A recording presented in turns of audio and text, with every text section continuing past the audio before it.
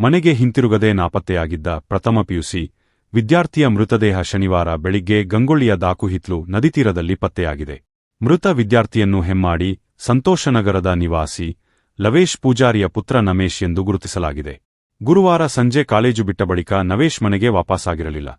ಇತ್ತೀಚೆಗಷ್ಟೇ ತಂದೆ ಕೊಡಿಸಿದ್ದ iPhone mobile ಅನ್ನು ಮನೆಯಲ್ಲಿಯೇ ಬಿಟ್ಟು ಬೈಕ್ನಲ್ಲಿ ತೆರಳಿದ್ದ ನಮೇಶ್ ಹೆಮ್ಮಾಡಿ ಸಮೀಪದ ಕನ್ನಡಕುದ್ರು ನದಿ ತೀರದಲ್ಲಿ ಬೈಕ್ ಹಾಗೂ ತನ್ನ ಕಾಲೇಜು ಬ್ಯಾಗನ್ನು ಬಿಟ್ಟು ನಾಪತ್ತೆಯಾಗಿದ್ದನು.